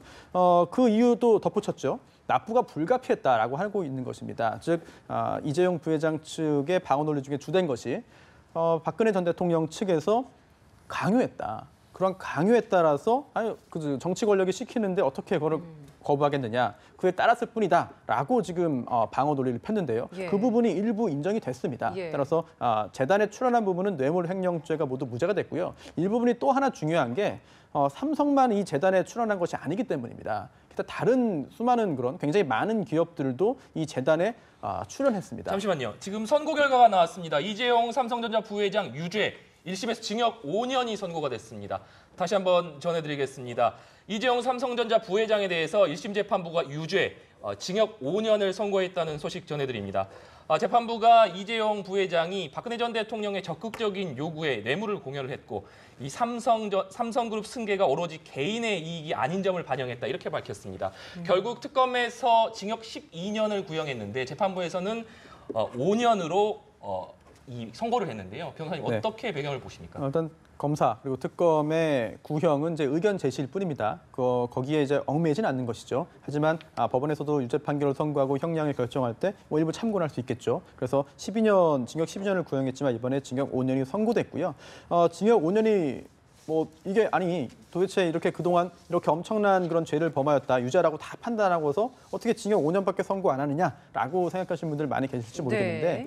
일단 징역 5년도 가벼운 형이라고 볼 수는 없습니다. 그리고 또 그런데 일단 여기에 대해서 항소를 할 걸로 보여요. 항소를 할 텐데 문제는 이게 집행유예 가능성이 굉장히 중요합니다. 그래서 잠시만요, 변호사님. 지금 최지성 전 부회장 그리고 장충기 사장도 유죄가 선고가 됐고 구속영장이 발부가 되면서 법정 구속됐다 이런 속보가 또 전해지고 있습니다. 네, 이제 항소해서 2심에서 혹시라도 징역 3년으로 감형된다면 그때는 또 집행유예 가능하거든요. 왜냐하면 집행유예라는 게 징역 3년까지만 가능합니다. 징역 3년을 넘으면 안 됩니다. 그래서 최대가 징역 3년에 집행유예 5년 이게 최대로 할 수 있는 것인데 1심에서 징역 5년이 선고됐기 때문에 2심에서 전면 무죄를 다툴 것인지 아니면은 인정을 하면서 감형을 유도해서 집행유예 쪽으로 전략을 수립할 것인지 여부도 굉장히 궁금한데 네. 그동안 재벌 기업에서 1심에서 무죄를 다투다가 유죄 판결이 선고됐을 경우에는 이제 변호인들을 상당수 교체하는 게 또 많이 있었거든요. 네, 지금 전 임원들에 대한 유죄 판결에 대한 좀 구체적인 실형 양형이 나오고 있는데 최지성, 장충기 전 임원은 4년, 그리고 박상진, 황성수 전 임원 같은 경우에는 집행유예가 선고됐습니다. 그리고 이 4명 모두 구속영장이 발부됐다는 소식이 들어왔습니다. 구속영장은 예. 최지성 부회장과 장충기 전 사장이 구속영장이 발부가 됐고요. 황성수 그리고 박상진 전 사장은 집행유예가 선고가 됐습니다. 다시 한번 양형을 정리해드리자면 이재용 삼성전자 부회장은 1심에서 징역 5년이 선고가 됐습니다. 최지성 그리고 장충기 전 사장은 징역 4년의 실형이 선고되면서 즉각 법정 구속이 됐고요. 예. 황성수 그리고 박상진 전 사장은 집행유예가 선고가 됐습니다. 네, 이재용 삼성전자 부회장에 대한 결과가 징역 5년입니다. 그리고 또 법원이 붙인 이야기가 박근혜 전 대통령의 적극적 요구에 의해서 뇌물을 한 것이다라는 이야기를 했기 때문에 이제 이 공이 이제 받은 사람인 박근혜 전 대통령에게 좀 크게 실리지 않을까라는 생각이 듭니다. 대응이 사실 뾰족한 대응책이 없어 보입니다. 예. 왜냐하면 법원에서 이번에 굉장히 자세하게 여러 가지 점을 다 검토한 후에 이재용 부회장이 측이 삼성이 박근혜 전 대통령 측에 뇌물을 공여했다고 판단했는데요. 여기에 대해서 같은 1심 재판부, 다른 재판부긴 합니다만 같은 1심에서 그렇지 않다, 뇌물이 아니다, 박근혜 전 대통령은 받지 않았다 또는 받았지만 이건 뇌물이 아니다라고 판단하기는 굉장히 현실적으로 어려워 보이거든요. 네. 그렇다면 앞으로 있을 그런 박근혜 전 대통령, 최순실 씨에 대한 1심 판결에서도 뇌물 수수가 인정돼서 유죄 판결이 선고될 가능성이 매우 높지 않나 생각이 되고 아직 박근혜 전 대통령 재판은 끝나지 않았습니다. 그래서 그 재판에서도 이번 그 판결문이 증거로도 제출이 될 거거든요. 그렇다면은 거기에 대해서 박근혜 전 대통령 측이 최순실 씨 측이 어떻게 대응하겠느냐. 그리고 또 짐작입니다만 아직은 여전히 아직까지는 박근혜 전 대통령과 최순실 씨 측이 그렇게 대립하고 있지는 않아요. 물론 증인신문 순서라든지 이런 것을 두고 티격태격 감정 싸움을 했지만 큰 틀에서 대응책을 두고 이견이 보이지는 않습니다. 공동 대응을 묵시적으로 하는 것 같아요. 하지만 이렇게 굉장히 급박하게 상황이 돌아간다면은 앞으로 대응책을 두고서 혹시 그 양측에 있어서 공동 피고인 둘 사이에 있어서 입장이 달라지거나 또는 먼저 어떤 전향적인 그런 그 조치를 취할 수 있거든요. 앞으로 그 재판도 끝까지 지켜봐야 될 것 같습니다. 네. 지금 이재용 부회장에게 징역 5년이 선고가 되면서 삼성 측에서는 당연히 이 항소를 할 것으로 보입니다만 이건희 회장이 지금 투병 중인 상황에서 이재용 부회장까지 징역이 확정이 되면 선고가 되면서 결국 삼성그룹의 어떤 수뇌부의 공백은 불가피한 상황이 됐습니다. 첫 번째는 아무래도 이제 2심으로 다시 갈 가능성이 높은 것 같고요. 두 번째는 재판부가 하신 말씀이 상당히 중요한 게 하나가 있는 것 같습니다. 개인이 아니라 더 큰 차원에서 이번 일을 하게 된 것 같다라는 표현을 쓴 것 같습니다. 그래서 집행부의 공백은 말씀하신 대로 최지성 부회장을 비롯해서 임원 네 분이 다 실형과 또 집행유예를 받으셨기 때문에 네. 상당히 그 공백은 불가피하겠지만 삼성이 가지고 있는 글로벌 기업으로서의 어떤 시스템 자체는 이미 완고하게 구축돼 있다라고 저는 믿고 싶고요. 이제 단지 삼성이 해야 될 과제가 이번엔 던져받은 것 같습니다. 뭐냐면 개인이 아니다. 삼성이라고 하는 기업은. 그리고 삼성뿐만 아니라 현대 기아차도 그렇고 롯데도 그렇고 LG도 그렇고 우리나라의 대기업이라고 하는 50개 이상의 계열사군을 거느리고 수백 개의 1, 2, 원 하청, 재하청의 어떤 관련 업체들, 협력 업체들을 거느리고 있는 이런 대기업적 측면에서는 이번을 다시 한번 계기로 삼아서 고민해 봐야 된다. 그래서 임원이 구속된 문제를 놓고 앞에서도 여러 가지 거대 담론을 이야기했습니다. 정경분리 이야기도 나오고 같이 가야 된다는 말씀도 하셨는데 어느 게 옳고 어느 게 그런 건 답은 없다고 봅니다. 문제는 이번에 던져진 한국 경제에 대한 질문은 앞으로 한국 경제 패러다임은 분명히 바뀌어야 된다. 그 이유는 새로운 산업으로 세계 경제가 재편되고 있는 현상이기 때문에 그렇다. 그런 내용인 것 같습니다. 네. 변호사님 그렇다면 이 네. 특검팀에서 징역 12년을 구형했는데 이 1심 재판부에서 5년으로 이 낮춘 가장 큰 배경은 뭐라고 봐야 될까요? 여러 가지 요소가 있겠는데 사실 양형 이유는 판결문을 좀 봐야 됩니다. 그런데 끝까지 무죄를 다투고 끝까지 했음에도 불구하고 구형보다 굉장히 낮은 형량이 선고된 것만은 사실인 것 같아요. 물론 형량을 결정함에 있어서는 법정형대로 결정하는 법정 최고형대로 다 구형하고 선고하는 건 아니거든요. 예. 여러 가지 요소가 다 포함이 됐을 테고요. 또 한 가지 개인적인 궁금증은 보통 그동안 재벌 총수에 대한 유죄 판결을 선고하면서도 형량을 결정하면서 양형 이유 중에 그동안 국가 경제에 기여한 점 등등이 많이 좀 적시가 됐습니다. 예. 양형 이유 중에 하나로 포함이 됐죠. 과연 이번에도 그런 언급이 있었을지 좀 개인적으로 좀 궁금하고요. 나오는 이야기에 좀 따르면 개인의 이익을 위한 것이 아니었다는 점을 반영했다라고 이야기를 하고 있거든요. 개인의 이익을 위한 게 아니다라고 했는데 아마 그 부분에 대해서는 특검에서는 받아들이지 못할 것 같습니다. 왜냐하면 이 개인의 이익이 아니라고 한다면 삼성그룹 전체의 이익인 것인가? 라고 짐작이 되는데요. 경영권 승계라고 하는 것이 과연 경영권이 부드럽게 부자지간에 넘겨져서 이재용 부회장이 그룹을 장악하고 계속 지배할 수 있는 것이 과연 삼성그룹의 이익이겠느냐? 또는 삼성그룹 주주들의 이익이겠느냐. 이 부분은 이견이 있을 수 있습니다. 결국 계속 그룹을 지배할 수 있다는 게 이재용 부회장 개인의 이익이 아니면 도대체 누구의 이익이란 말인가 하는 점에 대해서 약간 의문이 들고요. 아마 특검도 그런 12년을 구형했기 때문에 징역 5년 선고가 불만족스러울 수 있습니다. 따라서 아마 특검도 양형이 너무 낮게 이루어졌다. 형량이 너무 낮다라고 해서 특검 역시 항소할 가능성이 높아 보입니다. 네.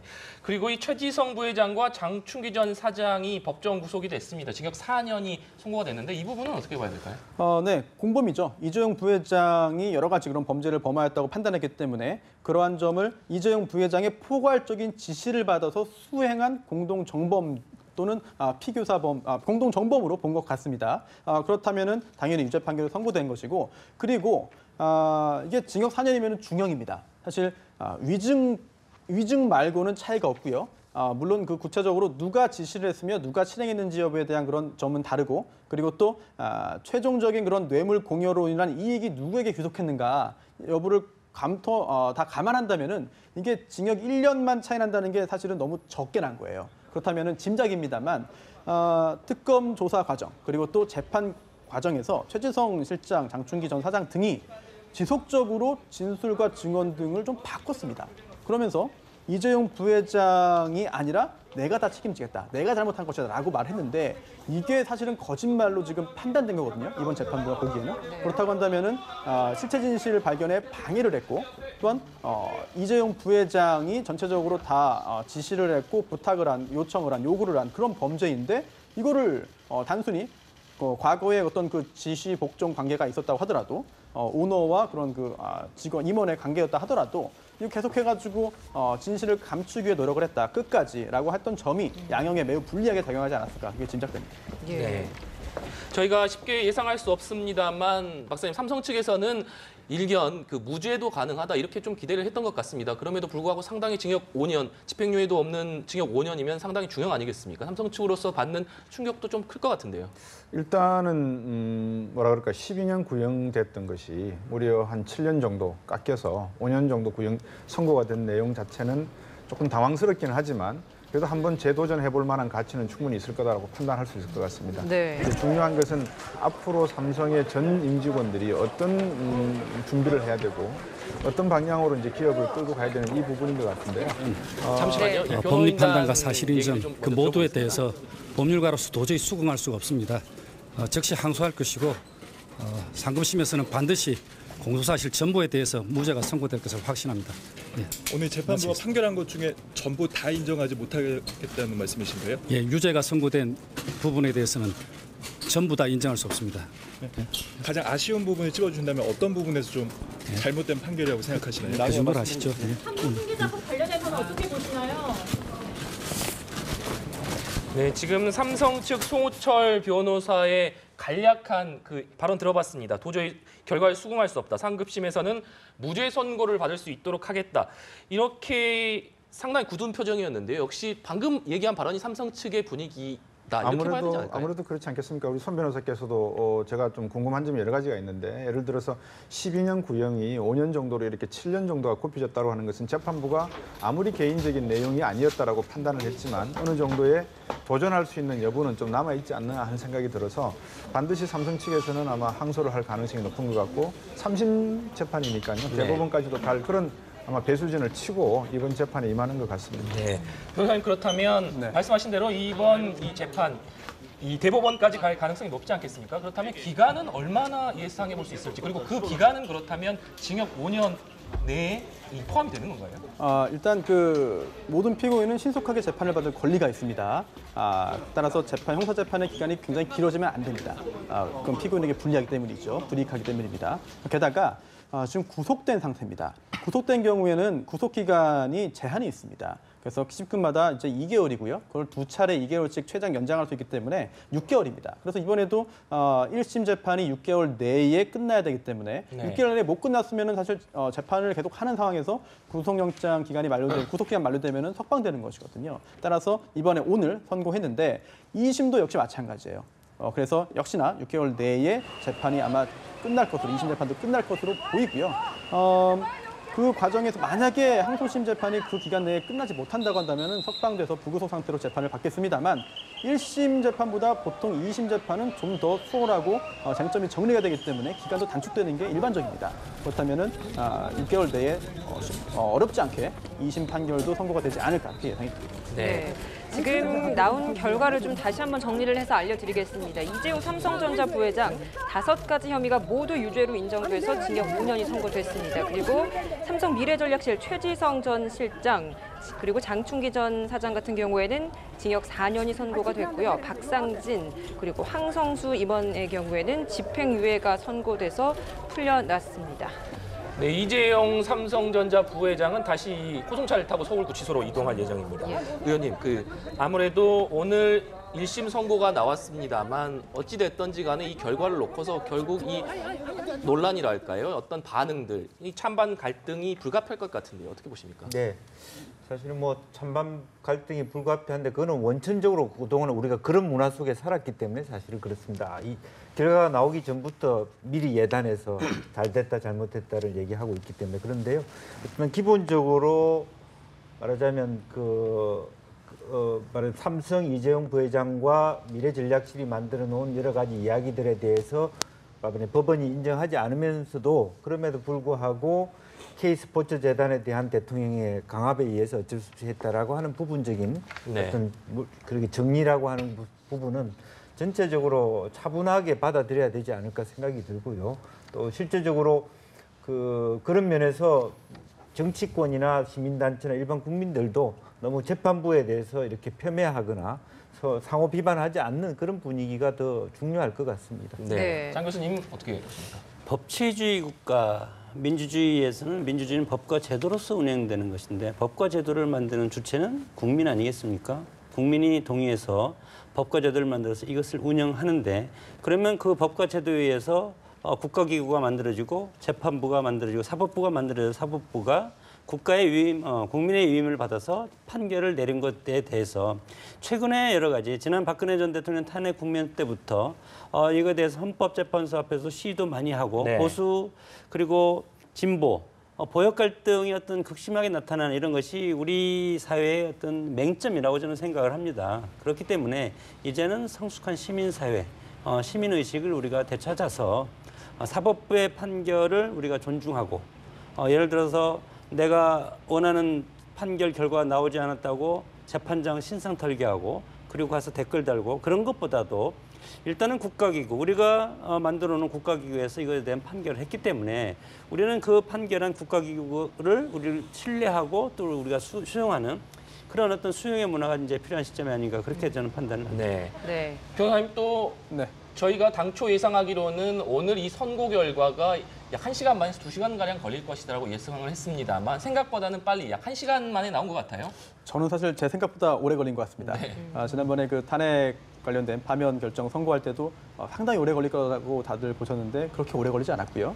이번에도 한두 시간 걸릴 것이다 많은 분들 보셨는데 이제 결정의 요지를 설명하면 되는 것이기 때문에 설마 1시간 넘게 걸리겠느냐 개인적으로 생각했는데 제 생각보다는 오히려 더 오래 걸린 것 같습니다. 이제 그만큼 재판장도 굉장히 사회적으로 중요하고 이목이 집중되는 사건이기 때문에 보다 신중하게 이제 판결의 요지를 굉장히 좀 자세하게 설명했던 것 같고요. 특히나 양형 관련해서도 여러 가지 설명을 내렸습니다만 판결문을 보면은 구체적으로 어떻게 전부 다 유죄인데 징역 5년형을 선고한 그 이유가 나와 있을 거거든요. 그 부분에 대해서 아마 특검 측도 다 유죄이기 때문에 우리는 성공했다, 할 도리 다 했다라고 만족하지는 않을 것 같아요. 그렇다면 12년형을 구형한 특검도 양형 이유를 구체적으로 검토한 다음에 항소 여부를 결정할 텐데 아마도 특검 측 역시 항소할 것으로 보이기 때문에 이제 1심이 끝났을 뿐입니다. 사실 2심도 역시 굉장히 중요한 절차이기도 하고 얼마든지 결과는 달라질 수가 있는 것이거든요. 항소심 결과까지 지켜보셔야 될 것 같습니다. 변호사님 추가적으로 지금 이 이재용 삼성전자 부회장이 곧 나와서 이 호송차를 타고 서울구치소로 이동할 것으로 보입니다. 그런데 이 1심 선고 결과가 나왔기 때문에 이재용 부회장이 그렇다면 계속해서 서울구치소에 있는 것이냐 이런 것도 궁금하거든요. 그렇습니다. 특별한 사정이 없으면 계속 그렇게 진행이 될 것이고요. 형사소송법의 331조인가요? 거기에 규정이 있는데 무죄 판결이 선고되면 구속영장의 효력이 상실됩니다.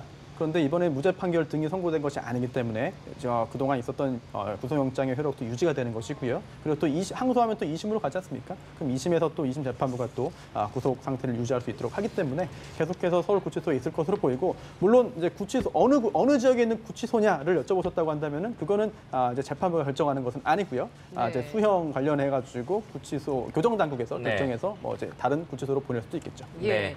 뇌물죄가 가장 큰 이유였고, 그리고 그 뇌물죄로 인해서 5가지 혐의가 모두 유죄로 판결이 났다라고 볼 수 있는데, 뇌물을 받았다고 할 수 있는 박근혜 전 대통령 또한 뇌물 혐의가 인정되지 않을까라는 생각이 드는데, 박근혜 전 대통령은 삼성 이외에도 지금 SK와 롯데에서도 뇌물을 받았다라는 혐의가 있기 때문에 형량이 조금은 더 높아지지 않을까라는 생각이 들거든요. 지금 정확히 볼 때 그 롯데 신동빈 회장 같은 경우는 기소가 됐죠. 그런데 SK는 기소가 되지 않았습니다. 네. 차이가 좀 있고, 그리고 또 롯데 관련돼서는 지금 오늘 이재용 부회장과 좀 여러 가지 좀 겹치는 부분들이 있습니다. 왜냐하면 독대 자리에서 부정한 청탁이라든지 네. 이런 것들이 굉장히 유사한 부분들이 있거든요. 그렇다면 같은 재판부는 아니지만 이제 신동빈 회장 같은 경우에도 롯데도 삼성과 마찬가지로 유사한 구조로 뇌물을 공유한 거 아니냐라고 하는 판단을 받은 가능성이 조금 오늘 판결 선고 전보다 조금 더 강해진 거 아니냐라는 생각을 할 수 있겠고요. 네. 그리고 또 재단에 출연을 한 그런 기업 같은 경우는 굉장히 많이 있습니다. 그러면서 일각에서는 아니 재단에 출연한 거를 삼성만 왜 뇌물로 기소하고 다른 기업은 기소하지 않았느냐라고 이제 문제 지적을 했는데, 만약에 오늘 이 재단 출연 부분까지 뇌물 공여 유죄 판결이 선고됐다고 한다면 다른 기업들 같은 경우에도 추가적으로 기소될 가능성이 있었거든요. 그런데 그 부분은 이제 오늘 무죄 판결이 선고됐기 때문에 다른 기업체 같은 경우에 재단에 출연한 다른 기업체 같은 경우에 안도의 한숨을 쉴 것 같고, 또한 그 부분이 강요에 의해서 납부가 불가피했다라고 판단했는데, 박근혜 전 대통령 재판을 진행하는 재판부 입장에서 그렇다면 그 부분은 박근혜 전 대통령, 최순실 씨가 강요한 거 아니냐라고 볼 수 있습니다. 그래서 최순실 씨와 박근혜 전 대통령은 뇌물을 받은 부분도 있고, 또 그렇지 않은 부분은 강요에 의해서 범죄 수익을 또 얻은 부분도 있고, 이렇게 둘 중에 하나로 결정되는 것이 아닌가 이렇게 짐작됩니다. 네. 일단 다시 한번 정리해드리자면 이재용 삼성전자 부회장에 대해서 1심 재판부가 징역 5년을 선고를 했습니다. 잠시 후에 이재용 부회장이 이 호송차를 이용해서 서울구치소로 돌아갈 것으로 예상이 됩니다. 이 삼성 측 변호인단은 이번 결과에 대해서 도저히 수긍할 수 없다. 상급심에서 무죄가 선고될 수 있도록 할 것이다. 이렇게 밝혔습니다. 지금 법원 밖에서도 지금 계속해서 이 찬반 집회가 이루어지고 있는 것 같습니다. 아무래도 이번 결과에 대해서 앞서 이 사법부의 결정에 대해서 수용을 해야 된다고 말씀을 하셨지만, 어찌됐든 계속 이 중형에 대해서 반대했던 단체들 입장에서는 거세게 지금 법원 앞에서 이 시위를 벌일 것 같은데요. 네.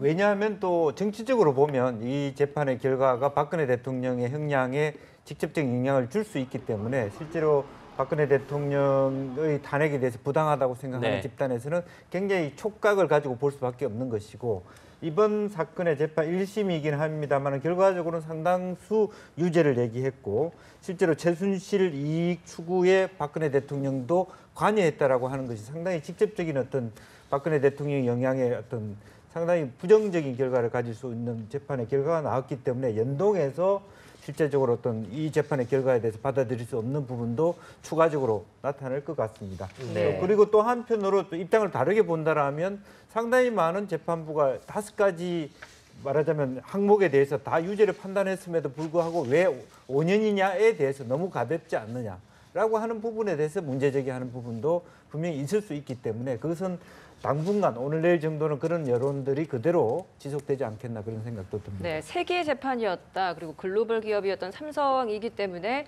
외신들도 오늘 굉장히 많은 취재를 하기 위해서 몰려들었다라고 알고 있습니다.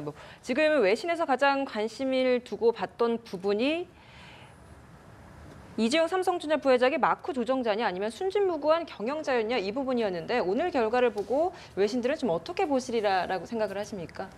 아까도 제가 말씀드렸지만 삼성은 이미 글로벌 기업, 거대 기업이고 세계 기업이기 때문에 세계에 끼치는 경제적인 영향이 상당히 파급이 크지 않습니까?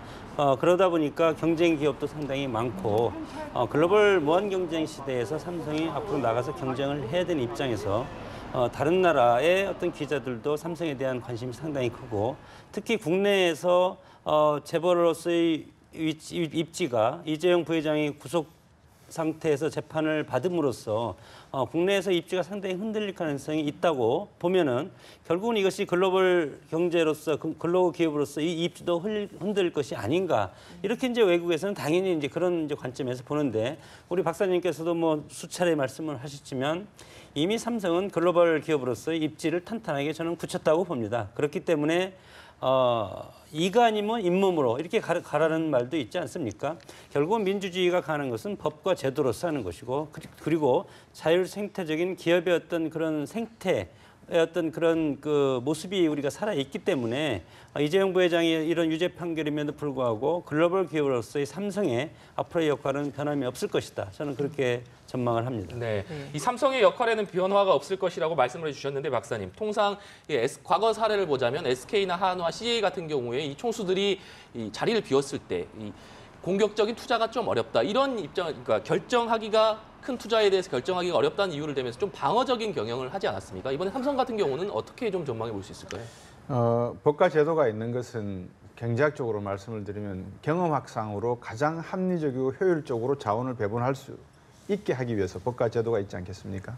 그런 의미에서 이번에 사법부의 판단은 그런 측면을 암묵적으로 지금 명시한 것 같고요. 방금 질문하신 그 내용에 대해서 답을 드리면 삼성이라고 하는 기업은 이미 글로벌 기업이라고 했습니다. 그러면 삼성을 추격하고 이기려고 하는 기업이 이 지구상에는 수백, 수천 개가 존재할 거로 보여집니다.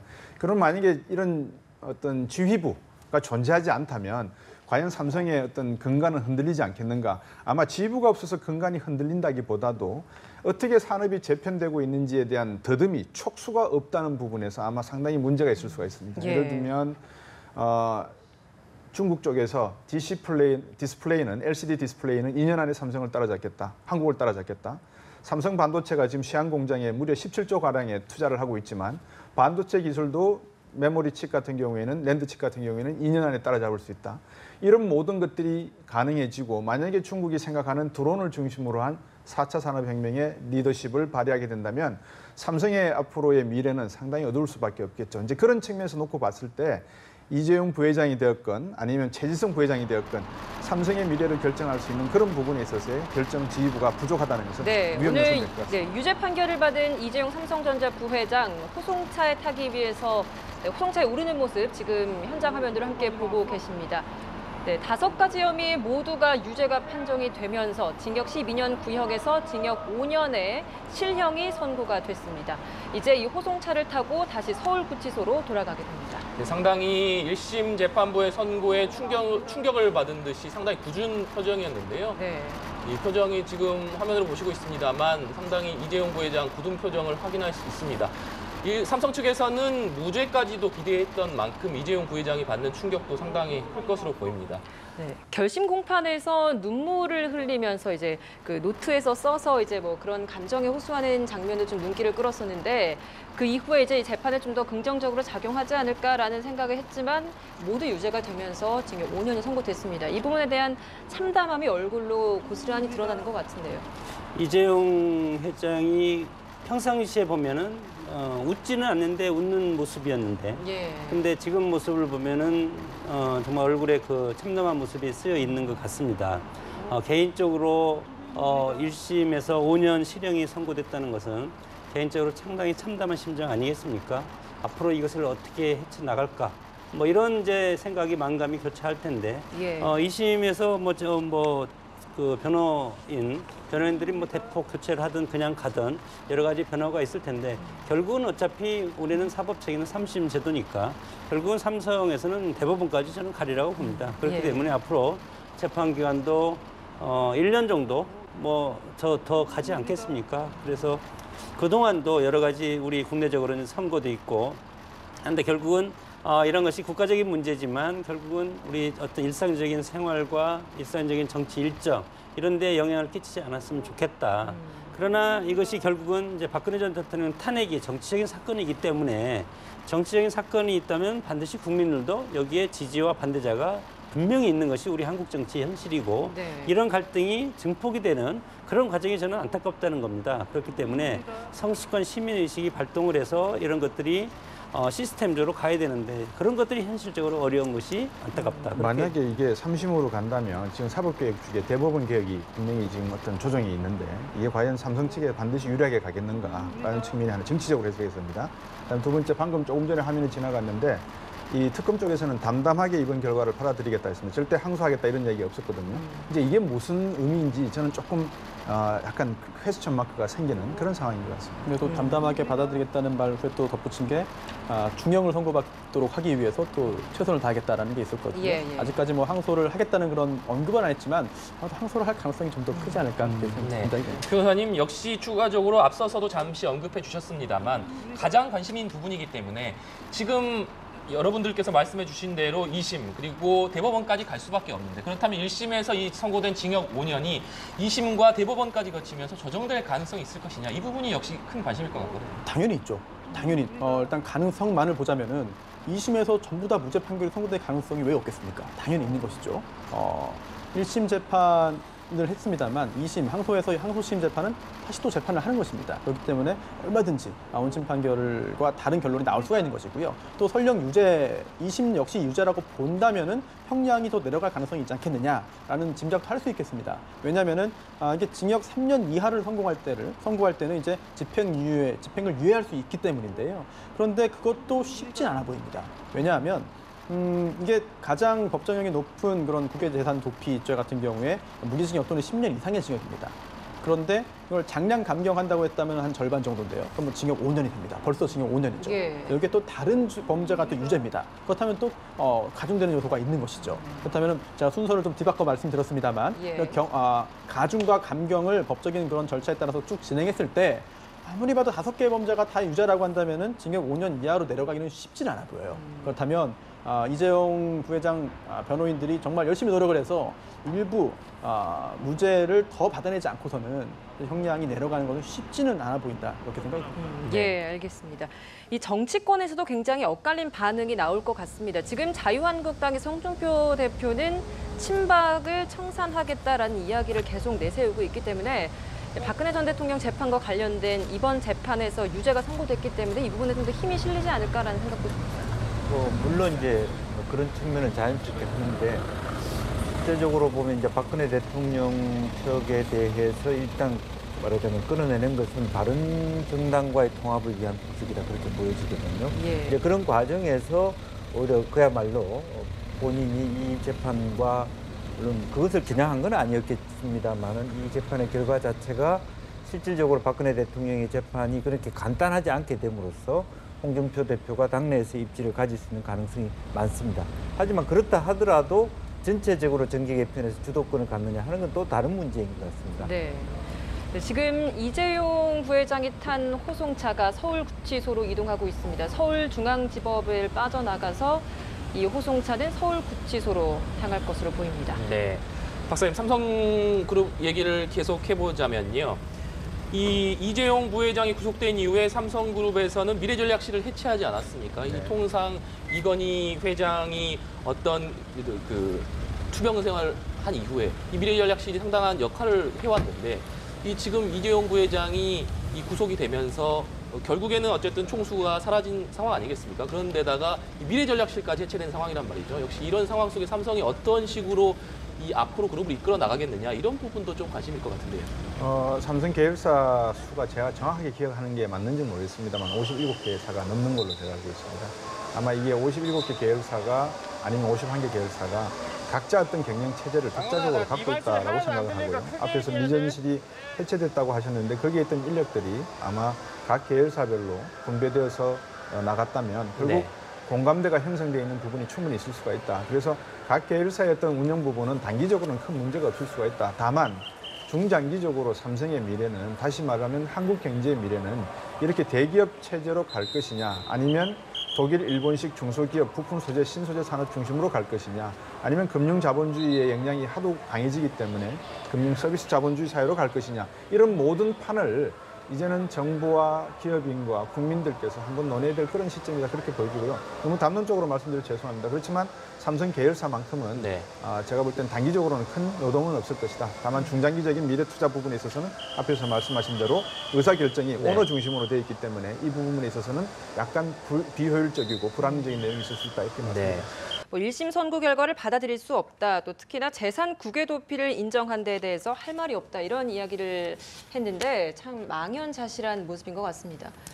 삼성 입장에서는 뭐 이재용 부회장뿐만 아니고 변호인단 측에서도 그동안 무죄를 확신하고 그리고 뭐 본인들 입장에서도 무죄를 받아야만이 삼성그룹이 제대로 굴러갈 수 있다 이렇게 판단하는 것 아니겠습니까? 네. 그것은 뭐 인지상정인데 그러나 법원은 객관적인 어떤 사실과 그리고 여러 가지 그동안의 정황 증거 이런 걸 통해서 이제 오늘 징역 5년이라는 실형을 이제 선고를 했는데 현실을 받아들여야 된다고 생각합니다. 물론 법적인 절차가 있기 때문에 3심까지 가야 되겠지만 그러나 1심이 5년이 나왔으면 2심에서 삼성 측에서 입장에서 보면 삼성이 우리가 억울하다. 그러면 또 다른 재판부를 향해서 이거에 대해서 무죄 추정의 원칙이 있으니까 이것을 이제 다퉈야 될 것이고 이것이 우리 3심 제도 아니겠습니까? 네. 그런 상황에서 또 특검도 마찬가지로 특검 입장에서는 애당초 12년 구형을 했는데 대폭 줄은 이제 5년 선고가 나오지 않았습니까? 그렇기 때문에 특검 입장에서도 같은 상고를 할 가능성이 상당히 크다고 봅니다. 네, 박사님, 이 최순실 국정농단 사태와 관련해서 다른 대기업들도 지금 재판을 받고 있는 기업들이 있지 않습니까? 네. 오늘 이 1심 재판부가 이 정치 권력과 이 경제 간의 이 질타를 하면서 이 정경유착을 질타를 하면서 다른 기업들도 상당히 예의주시할 수밖에 없을 것 같은데요.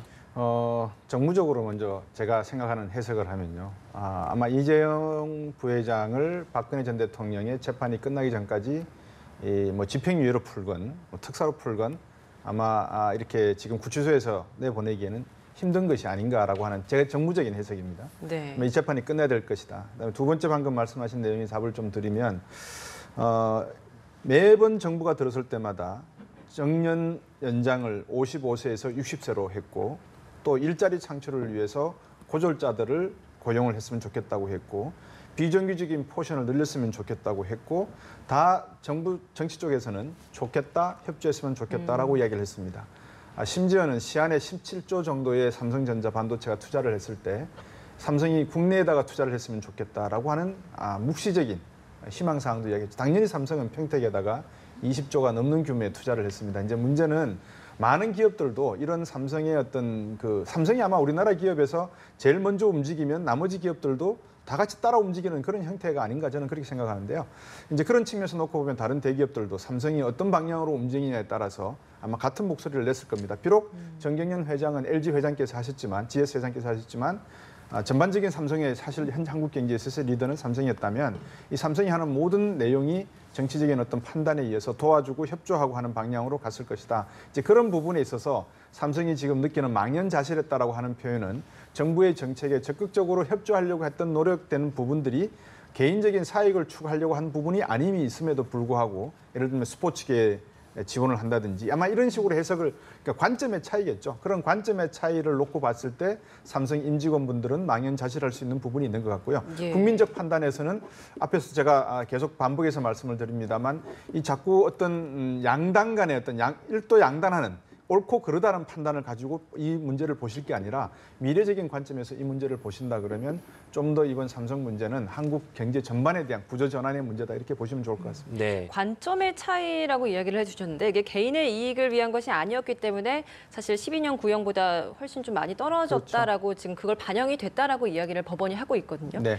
근데 그 개인의 이익이라고 구분을 짓는 게 사실 한 개인의 기업이잖아요. 삼성이 굉장히 거대한 대기업이긴 하지만 개인의 기업이기 때문에 그 기업을 위해서 이런 뇌물을 공여를 했고 이런 것들을 했다면 그게 개인의 이익이 아니라고 볼 수 있을까라는 점도 참 애매한 것 같아요. 애매한 부분도 있죠. 그러나 이제 오늘 나온 것만 가지고 얘기한다면 승계 과정을 통해서 삼성이 이익을 얻었는가는 알지 못한다. 이렇게 됐기 때문에 그것을 길게 보면 이게 개인의 이익이냐 기업의 이익이냐 하는 쟁론이 있을 수 있지만 결국 개인이 이익 없이 기업을 왜 합니까? 이윤 창출이 기업의 목적인데 그건 당연한 개인의 이익을 위해서 뭔가 행동을 할 겁니다. 했다 그러면 그렇지만 실제로 여기서의 재판부는 거기까지 가기보다는 제가 판단할 때는 승계 과정을 위해서 노력을 했지만 이 승계 과정이 결과적으로 삼성이라는 기업을 이익되게 했는가는 우리가 알 수 없다.